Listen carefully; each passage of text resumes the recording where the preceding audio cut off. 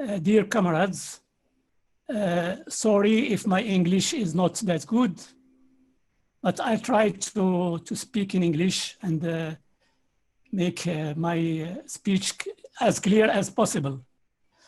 I think that it is important to place this important initiative in the global context we are witnessing now.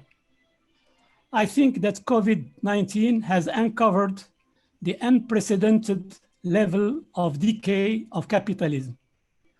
On the social level, it's condemning half of the working class to joblessness and the other half to precarization. It is threatening the urban and rural petty bourgeoisie with poverty, women and some groups, blacks and others, minorities, being the most suffering from these changes. On the political level, it is unveiling the real nature of the bourgeois democracy as a dictatorship against peoples and especially the working classes. On the moral, the ideological and the economical levels, the sacrosanct hidden hand, the markets, as the best way to deal with all problems of the societies, led this sacrosanct hidden hand led to a deep and long-lasting economic crisis and the failure to face the pandemic. The insatiable search of profits by capitalism inscribed in its genes leads to an unprecedented and quick destruction of nature, threatening life on Earth.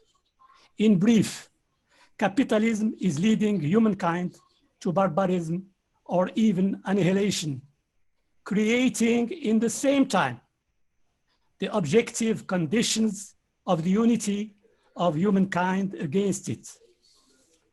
But the objective conditions are not enough for this unity to become a reality, since capitalism has been rooting during decades and through its enormous and strong disinformation machine in the minds of the majority of peoples that there is no alternative to it. The subjective conditions of this unity require a radical change in the consciousness of the peoples and the emergence of a credible alternative to capitalism. And this is not an easy task and demands a long battle of ideas so that most people link their suffering from joblessness, precarization, poverty, absence or weakness of social public services and of social welfare with capitalism and regain confidence in the possibility of a more human system. This obliges us to go through stages that are not too far ahead popular consciousness.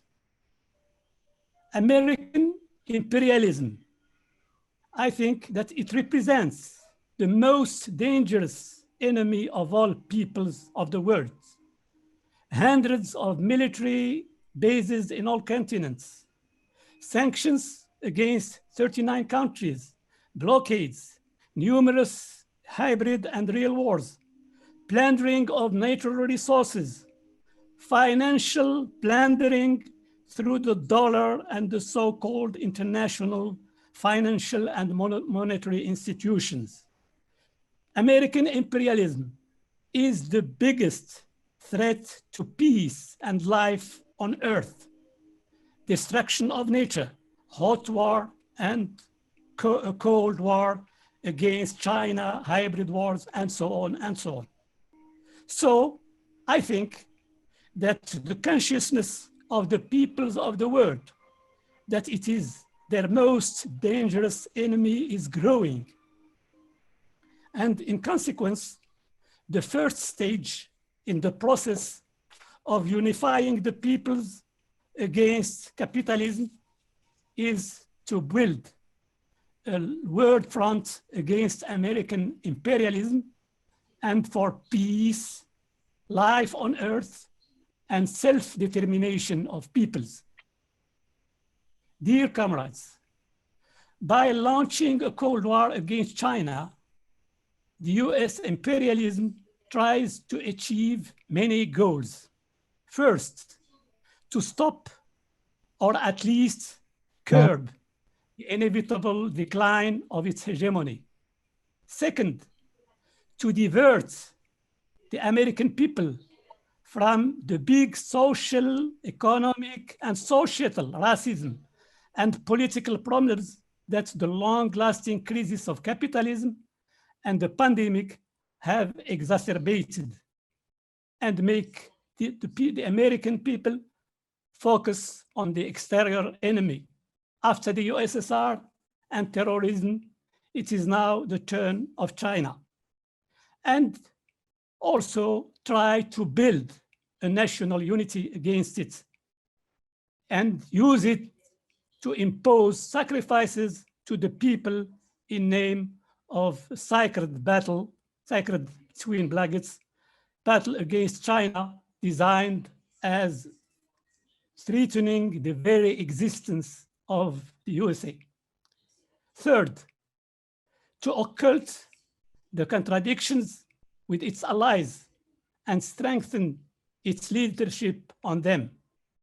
Fourth, to divide the peoples of the world by obliging them to choose between to be with USA or China.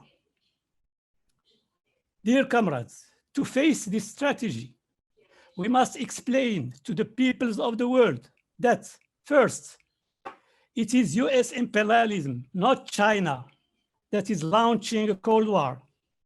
And we must focus our campaigns on the concrete social, economic, and environmental impact of this war on these peoples in each region.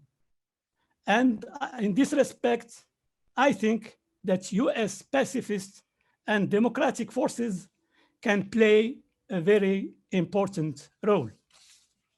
Second, it is not just a battle between USA and China, but represents a big threat to humankind because, first, it may become a hot war leading to an apocalypse.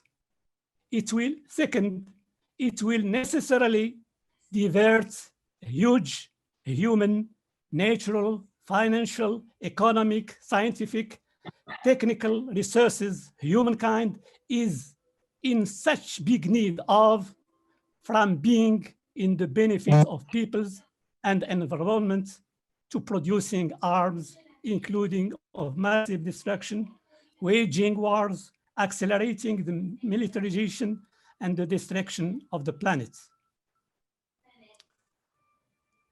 This may not be enough to convince the peoples of the world that the battle against a Cold War between USA and China is their battle, since they are suffering now and directly from very many other things I have spoken of before. So, in my opinion, the movement No Cold War should be part of the larger front against US imperialism and for peace, life on earth, and self-determination of the peoples. I repeat, front against US imperialism and for peace, life on earth, and self-determination of the peoples. Thank you very much.